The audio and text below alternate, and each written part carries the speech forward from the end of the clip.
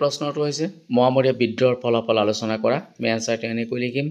মোৱামৰীয়া বিদ্ৰোহৰ ফলাফলসমূহ তলত আলোচনা কৰা হ'ল। প্ৰথম হৈছে ৰাজনৈতিক ফলাফল। এই বিদ্ৰোহৰ ৰাজনৈতিক ফলাফল আছিল অত্যন্ত বিষময়। ইতিহাসৰ পাতত আটাইতকৈ দীঘলীয়া গৃহযুদ্ধৰ অন্তত আহোম ৰাজতন্ত্ৰ আৰু আহোম ৰাজ্য দুয়োটাই চেদেলি বেদেলি হৈ মৃত্যুখন গুণিছিল। বিদ্ৰোহ দমনত ব্যৰ্থ আহোম শাসনতন্ত্ৰক সহায়ৰ হাত আগবঢ়াই এক প্ৰকাৰ ইংৰাজসকলে অসমত খোপনি পতাৰ প্ৰথম প্ৰক্ৰিয়া আৰম্ভ কৰিছিল।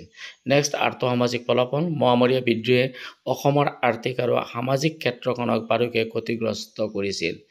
দীঘলীয়া বিদ্ৰোহৰ সময়ছোৱাত দুয়োপক্ষৰ যুদ্ধংদেহী মনোভাৱ প্ৰকাশ্যভাৱে সাধাৰণ জনতাৰ ওপৰত আতিশয্য বৃদ্ধি কৰিছিল।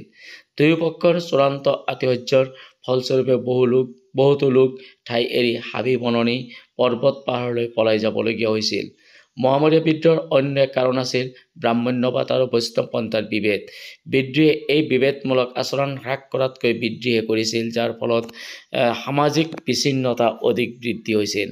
মটক ৰাজ্যৰ সৃষ্টি। মোৱামৰীয়া বিদ্ৰোহৰ সময়ছোৱাত কেইবাজনো বিদ্ৰোহী নেতাই পৃথক পৃথক ভূখণ্ডত সামন্তীয় শাসন চলোৱাৰ সুযোগ পাইছিল।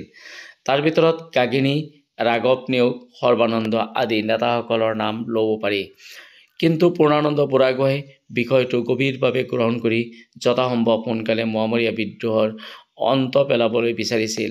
সেয়ে সোনকালে তেওঁ সৰ্বানন্দৰ লগত এখন চুক্তি কৰি মটক ৰাজ্য গঠন কৰে আৰু তাত সৰ্বানন্দক কৰতলীয়া শাসক হিচাপে বৰ সেনাপতি নিযুক্তি কৰা হয়। চুক্তিমতে বেংমৰাক কেন্দ্ৰ কৰি ব্ৰহ্মপুত্ৰ আৰু দিহিং নদীৰ মাজৰ ভূখণ্ডত নতুন মটক ৰাজ্য গঠন কৰিলে।